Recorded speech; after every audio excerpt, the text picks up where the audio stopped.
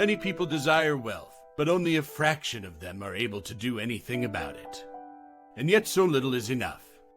All you need to do is know the direction of travel, step out, persevere, and keep your eyes on the road. Once these basic conditions are met, great results won't be long in coming.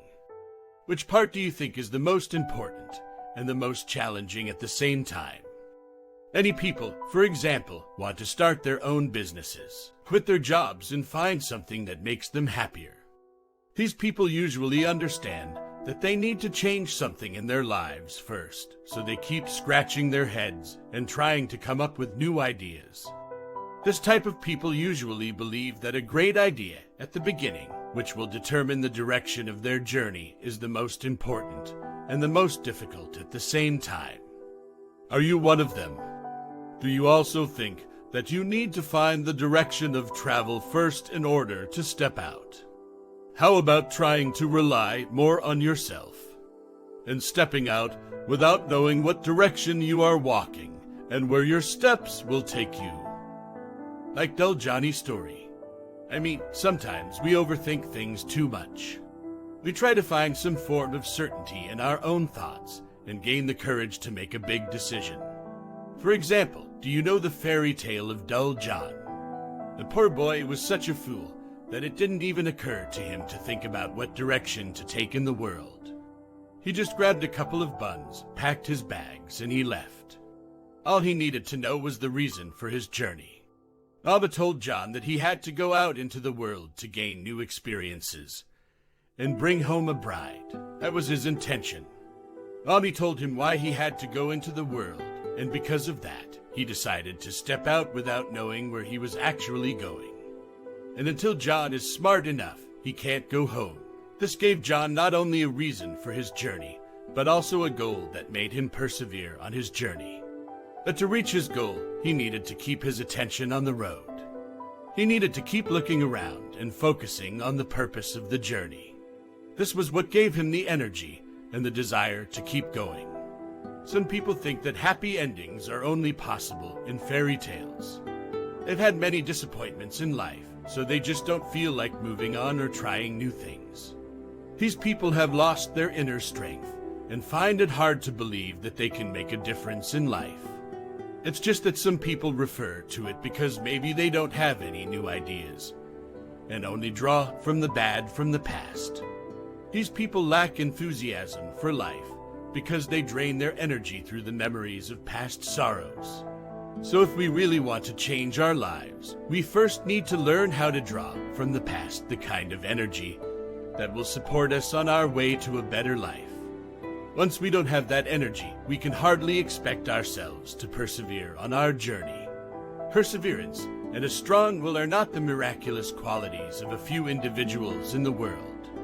People who say that they lack strong willpower in their lives really just don't have strong enough inner motivation and enthusiasm for their journey. Therefore, if you were of the opinion in the beginning of the video that perseverance is the hardest thing to acquire, I beg to differ. It may be a little more challenging for someone to awaken desire and enthusiasm, a persistence that will come on its own. A head full of ballast.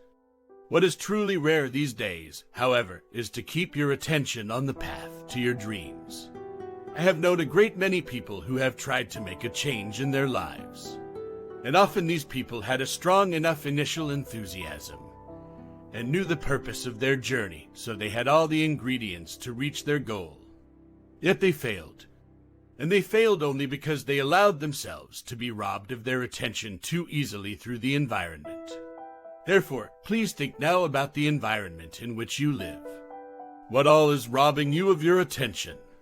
How much information does your mind have to process each day? What stimuli are constantly distracting you?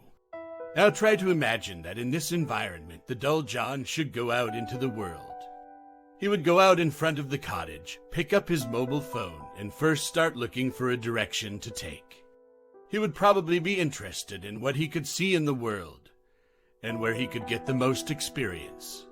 And so he might type into a search engine, for example, where to go to experience the world.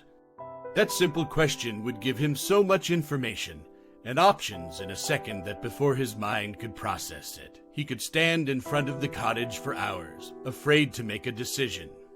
And when he finally did get the hang of it, set the navigation and set off somewhere, notifications and alerts would be beeping all along the way. With his head bent over his mobile phone, Dull John would walk through the world. He might have gained a lot of information to think about, but he would have gained little experience to use. He would easily forget why he went out into the world in the first place, but he would have a head full of ballast to continue thinking about where he would go next. Do you see what I'm trying to say with today's video? And what I want to say with today's video is that it is not so important which direction you take and what your enthusiasm is at the beginning of the journey. I just want to say that it's more important to take care of your own attention during the journey. Because if one stops taking care of one's attention and gets distracted by something on the way through life, one will soon forget why one has set out and where one is going. And if you now think about your environment and the times we live in, you may already have an answer to why so many people find it challenging to change their lives for the better. This is New You, the channel to help you be better you.